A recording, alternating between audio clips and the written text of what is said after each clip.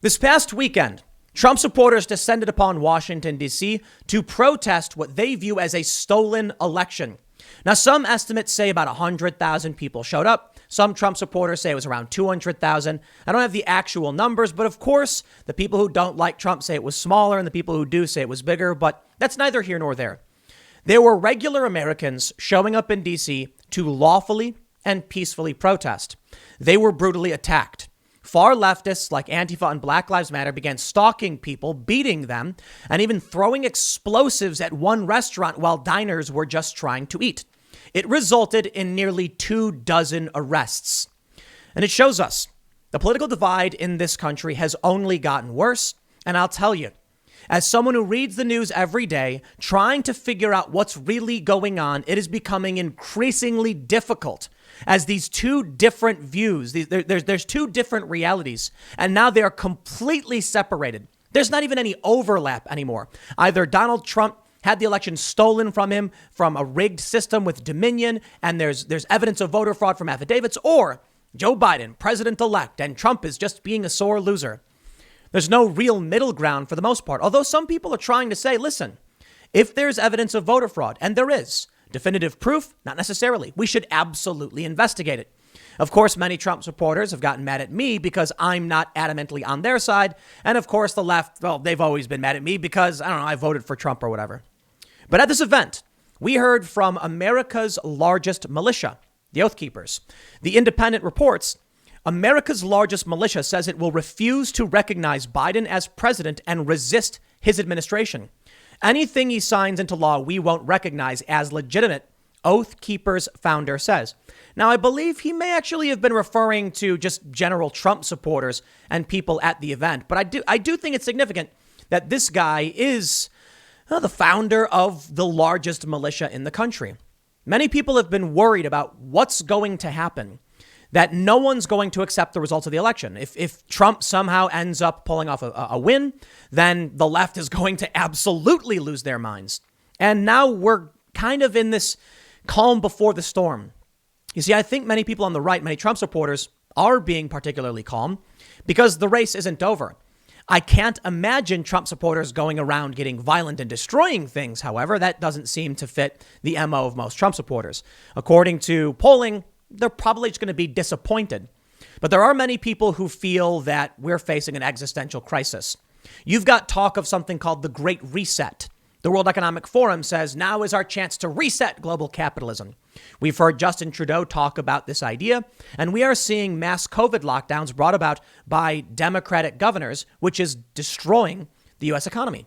Many people look to Sweden and say, they didn't lock down and they seem to be fine. So why this action? Why are Democrats seeking to shut everything down? Why is Joe Biden's COVID advisor saying we should have a national lockdown when the World Health Organization isn't? That is going to ignite extreme tensions. And we're already seeing it. Nearly 24 people arrested in D.C. brutally attacking Trump supporters, all on video. I'm worried about what happens on December 15th or on the 14th when we get official certification. Maybe everyone just calms down, but I kind of don't feel like that's possible because, truth be told, even after Joe Biden was projected the winner by the media, the left is still coming out and beating random people. At a certain point, people on the right are probably going to be like, nope. Well, now we're hearing it. The largest militia says we're not going to recognize a President Biden. We're also hearing from Trump's COVID advisor, Scott Atlas, calling on people of Michigan to resist their governor's orders on COVID. We are literally seeing different government officials and individuals on both sides, the divide just getting worse and worse every day. And Scott Atlas telling people to resist the COVID lockdown, I understand why you would say it, but doesn't that kind of worry you? I mean, it worries me. I know that there are going to be people who are going to be on both sides. I think the government, it's unconstitutional what they've been doing. And the World Health Organization has rejected these lockdowns. So it's insane to me that Governor Whitmer would do this. But we already saw what happened previously with these anti-government anarchist types getting arrested over a plot to kidnap her. Seems like the political divide in this country is just going to keep getting worse. But let's Let's go through the latest news because I do think it's getting serious. I want to talk a little bit about the fraud claims from the Republicans and what they're saying right now in response to all this violence and whether or not they'll recognize Joe Biden. Before we get started, head over to timcast.com/donate if you would like to support my work. There are many ways you can give. Got a P.O. box. You want to send me some stuff. But the best thing you can do is share this video. If you like the work I do, think what I'm presenting is rational, reasonable, and important, sharing it is the best way to support the channel. But don't forget to like, share, subscribe. Let's read the first story from The Independent. They say, the largest militia group in the U.S. will refuse to recognize President-elect Joe Biden as the nation's duly elected leader when he is sworn in on 20th January 2021. The Oath Keepers, an armed right-wing organization that boasts tens of thousands of members with law enforcement and military backgrounds, was one of several groups to demonstrate in Washington over the weekend at the Million MAGA March in support of Donald Trump, whom news networks project has lost the 2020 election. Quote, I think about half this country won't recognize Biden as legitimate. They won't recognize this election. Stuart Rhodes, who founded the Oath Keepers, told The Independent on Saturday in the nation's capital. I want to stop right there before I read on. I think they're giving us sensational buzz. He said, I think about half this country won't recognize Joe Biden. I think that's fair. I think about half this country, a little bit less, didn't recognize Donald Trump's presidency. Even Nancy Pelosi and other politicians were saying Trump was illegitimate. Maybe we will just see 4 years of the same kind of political tension, politicking that we saw in the 4 years of Trump. Honestly, I don't know. But as things have started to escalate over the past several years with the Trump presidency, they're not going to simmer down before we see more tensions, division, and violence as we move on with a potential Biden presidency. I'll point out as well, just because the media projects Joe Biden won doesn't mean he did. We still have to go through the dispute process. And then we go to the they pick the electoral, they assign the electors in the state level. Then they go and vote at the federal level. And then on the 14th, we'll see how things play out. Rhodes goes on. He says, what that means is that everything that comes out of his mouth will be considered not of any force or effect. Anything he signs into law we won't recognize as legitimate will be very much like the founding fathers. We'll end up nullifying and resisting. Of course, The Independent is making it seem like he's talking about his militia, but he said half the country. So I don't think he's giving any orders to his group, but I do think it's fair to say if he feels that way, probably the people in the Oath Keepers feel similarly as well. They say thousands of Trump supporters, including members of far-right groups, participated in the march, which was pervaded by a sense that the 2020 election was stolen from Mr. Trump. Despite filing several lawsuits in key swing states, the Trump campaign has not provided any evidence of substantial voter fraud that would have swung any of them in his favor. I'm going to stop right there. You see what they do here? Substantial, because the Trump campaign has provided evidence of fraud. Evidence, as we went over the other day, is defined as signs or indication of something. So yes, poll workers signing sworn affidavits, USPS whistleblowers talking about backdating, and there is something called the Voter Integrity Fund finding that there are thousands upon thousands of people who may have voted illegally because they've changed their address, maybe no longer live in these states. Well, those are all signs and indications of potential fraud. Naturally, many people on the right aren't going to accept it. But this is what we're hearing from the DC chief. The weekend of violence is the worst of the country, you don't see that here. Police chief said officers confiscated 7 handguns and 1 unique weapon. This, to me, is one of the most worrying things. Look, we saw the violence. You've probably seen the videos. The left and the right posting videos claiming one side was worse than the other. In many videos that have gone viral, leftists are saying, oh, the Proud Boys, they came and they attacked us. The only problem? You went to their event, and the left does this all the time. It is rare that right-wing groups show up to left-wing events. It's happened, but it's extremely rare. If a bunch of Trump supporters want to march to the street peacefully and you show up, okay, right-wingers shouldn't attack you for it. But based on the fact the left tends to be the one starting the fights, I wouldn't be surprised if that was the case in most scenarios, most circumstances. Andy No, journalist, published a clip of a man getting sucker punched. He's walking and someone comes up behind him and just punches him in the face, dropping him to the ground, and then other people kick him in the head. The left was furious. They were outraged. How dare Andy No clip this video out of context? And then they show the full context, they claimed. In the full context, this man angrily walks into a crowd of leftists and starts swinging and hitting people. And they say, see, he started the fight. And then I get into arguments with people where they're like, wow, Andy No, how could he do that? How could he post this out of context video? You see, this is all part of the propaganda war that's currently going on right now. Because the video the left published doesn't actually show the full encounter either. In the full encounter, several men walk to a police line. They ask the police to let them leave because there's an angry mob behind them. The police say no. These people then start walking through the crowd to leave when Antifa and Black Lives Matter leftists start hitting them. There's some exchanges, some shoving, some pushing. And at one point, one man even says, please, something to the effect of, we're leaving. Please, we're not doing anything. We're leaving. Nope. The leftists won't have it. They shove these guys. They hit them. And these guys try running away. Eventually, they round a corner. And then we see this guy step up to defend them and start pushing on the people who had been attacking them, shoving them back. And that's when he gets sucker punched. That's the full context. But you know what? I'm not super concerned about how people on the left are framing against people on the right. Lines have been drawn a long time ago. The tribes exist. The left is adamant that they're in the right. Well, they don't want to watch the full videos. They don't care. They want the emotional satisfaction of attacking the other, the orange man and his supporters, the evil. And thus, fighting is going to continue. And I think it's just going to continue to escalate because it's not just about whether or not Orange Man is bad or these people did anything. I think for the most part, for the left, they just are filled with hate and they want to attack people.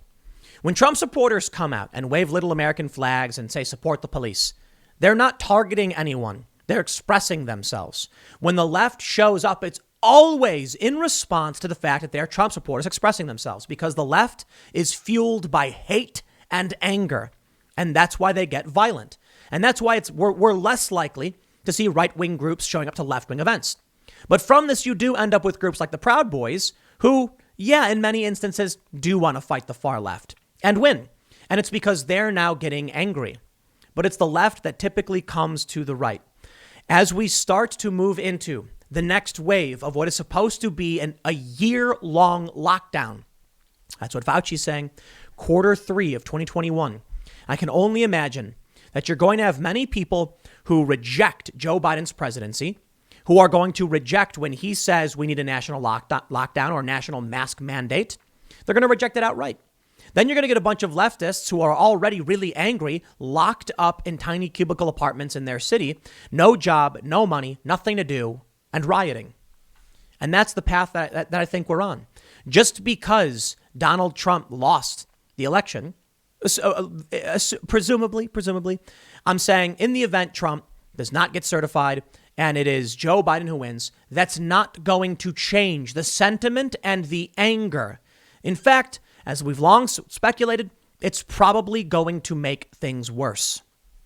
As we start to move out of the Trump administration, presumably, okay, I know we're not there yet, but it's looking more and more likely.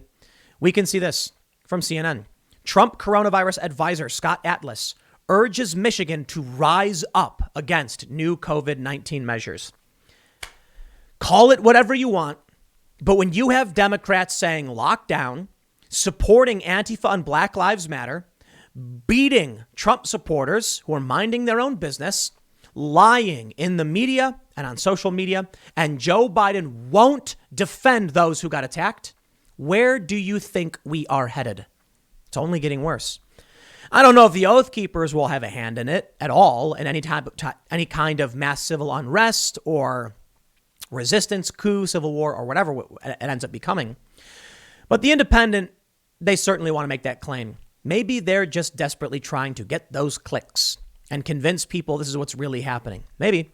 Or maybe it's fair to say that Stuart Rhodes is the founder and he's saying we will not do X. We will not recognize a Joe Biden presidency. So perhaps we really are on the verge of something bad.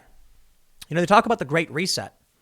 The Great Reset is not a conspiracy theory. It's literally on the World Economic Forum website where they talk about intersectionality helping bring about, this new era of stakeholder capitalism and how COVID is an opportunity for us to reset everything. And I wonder what gets in the way of people like Gretchen Whitmer and other Democrats that want to enact these lockdowns. The Constitution. The Constitution gets in their way, and rightfully so. That's what it's for. Naturally, they don't like it.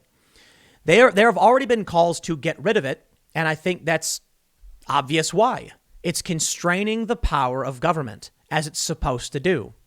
If these people really want to ban hate speech or have their Great Reset, well, you're going to have to get rid of the Constitution. And I don't know how you can actually do that because the states aren't going to ratify anything like that.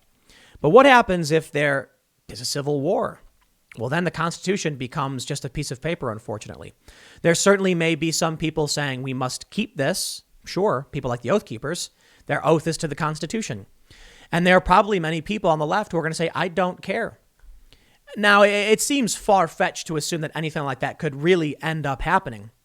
But I tell you, it feels like with 72.3 million people, I think it's up to actually like 73 million or so now, we round up, Trump voters. I don't think they're going to support Joe Biden enacting a national lockdown. So maybe he won't.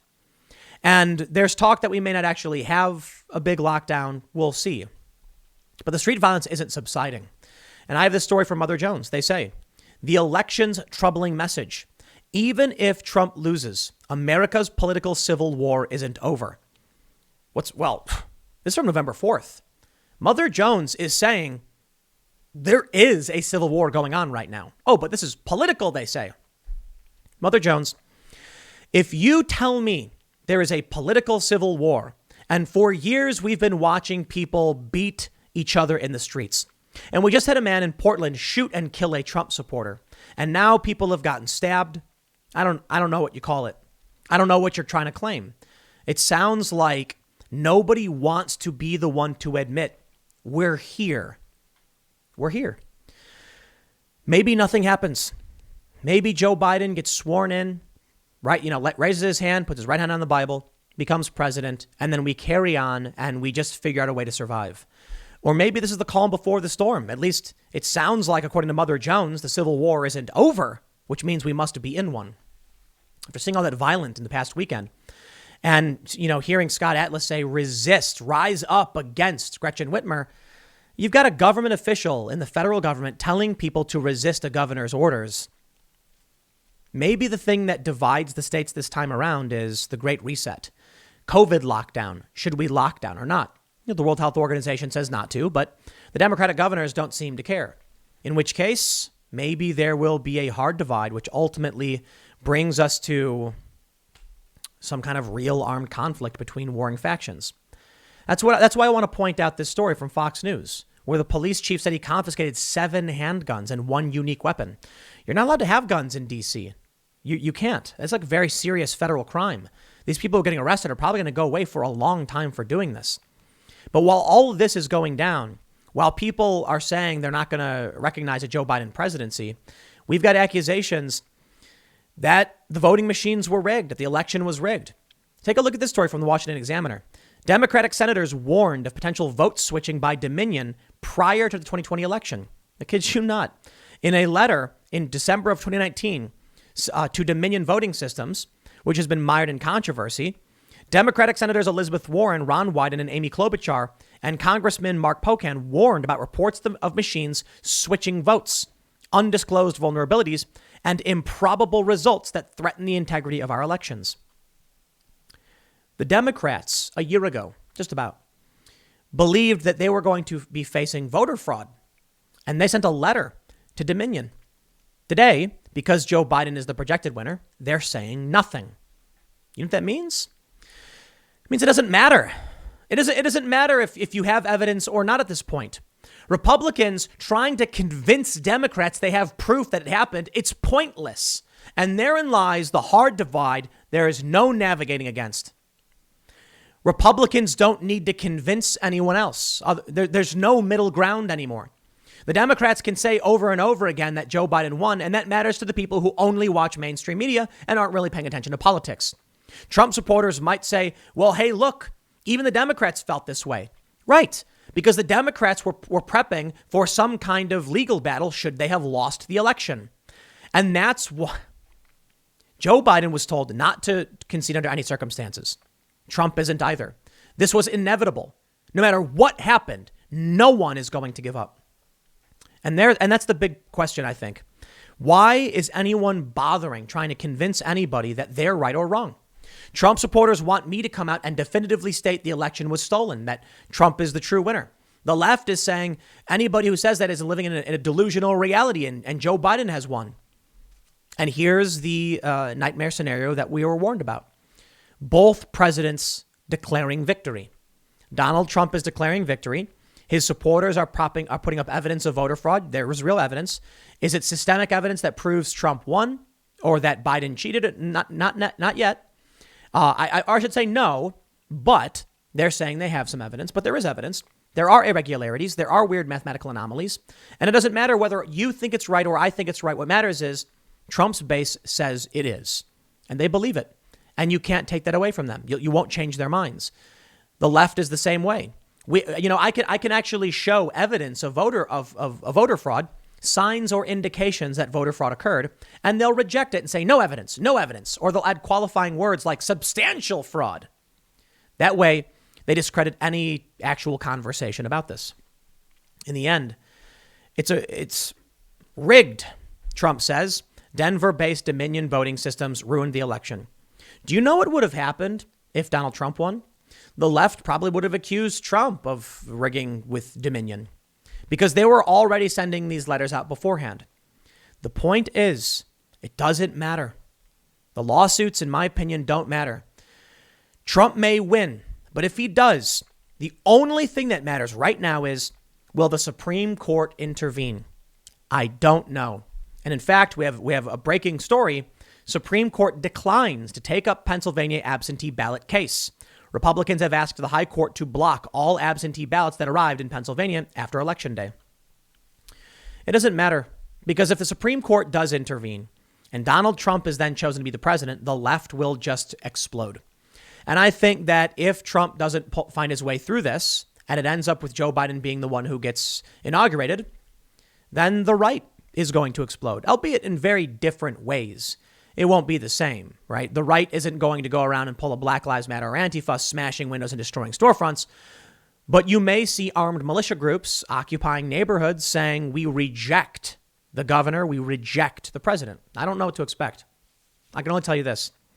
Nothing indicates unity. Now, of course, we see the Joe Biden and the left and Democrats saying now is the time to heal. Because the Democrats, now that they're projected to get the power, want everyone to come together. Except the far left says, no, we refuse.